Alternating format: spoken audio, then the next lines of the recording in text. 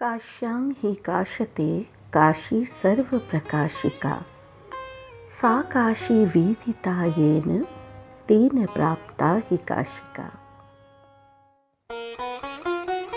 কাশীকৃতির YouTube চ্যানেলে সমস্ত দর্শকদের যাযাবর রীতি আর রূপালীর পক্ষ থেকে জানাই স্বাগত।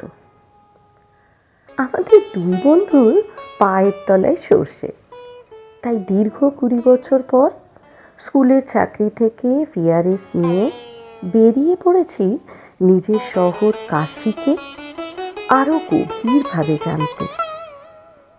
আমাদের প্রচেষ্টা এই প্রাচীন শহরটির কিছু অজানা তথ্য আপনাদের সঙ্গে ভাগ করে নেওয়া।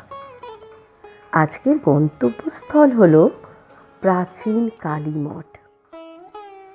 গধুলিয়া চৌরাস্তা ধরে লাক্সা যাওয়ার পথে ডান দিকের একটি রাস্তায় সোজা চলে গেলেই দেখতে পাবেন লক্ষ্মীকুণ্ড নামে একটি কুণ্ড। এই কুণ্ডের ডান দিকে রয়েছে একটি বহু পুরনো স্কুল, কন্যাকুমারী বালিকা বিদ্যালয়। তার পাশেই মহালক্ষ্মী ও মহালক্ষ্মীশ্বর শিবের মন্দির। এই স্থানটি বিখ্যাত লক্ষ্মীক্ষেত্র নামে।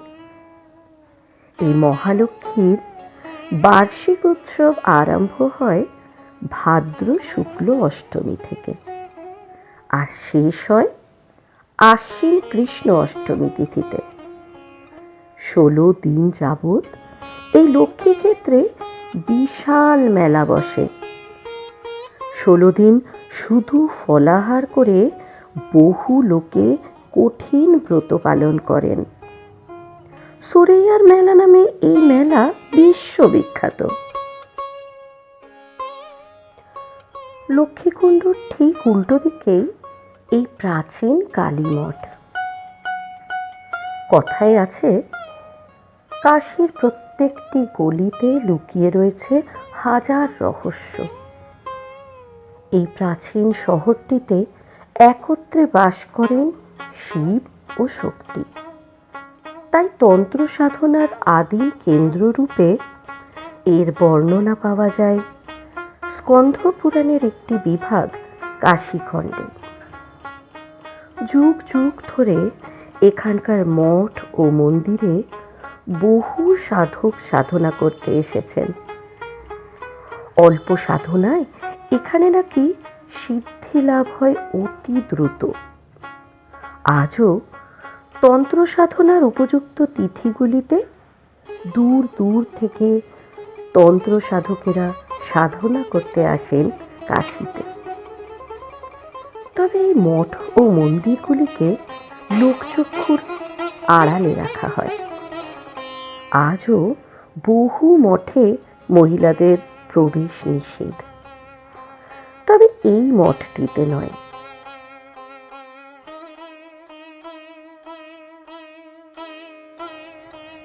দেখাশোনার অভাবে এই মঠ এখন ভগ্ন অবস্থায় নিজের ইতিহাস বাঁচানোর প্রাণপণ চেষ্টা করে চলেছে। এই অঞ্চলের লোকেরা বলেন, বহু বছর আগে বাণীবিলাস নামের এক ব্রাহ্মণ কাশী আসেন। নিত্য গঙ্গা স্নান সেরে বাড়ি ফেরার পথে দশাশ্বমেধ ঘাটে তিনি দেখেন একটি বালক 3টে কালী মূর্তি ডালায় রেখে চুপ করে বসে রয়েছে। সম্ভবত কেউ তা কেনেনি।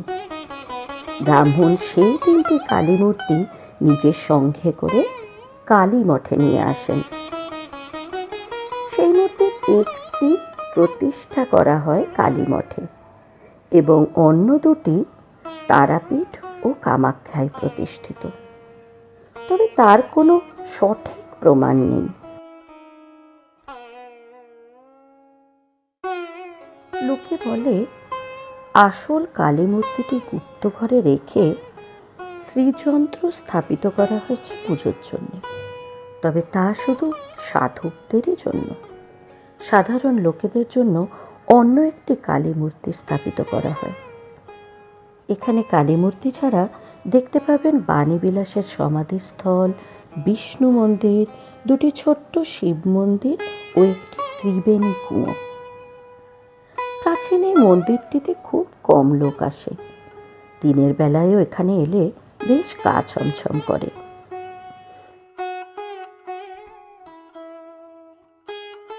এমনই আরও কিছু তথ্য নিয়ে আবার আপনাদের ঘুরতে নিয়ে যাব কাশীর অন্য এক গলিতে।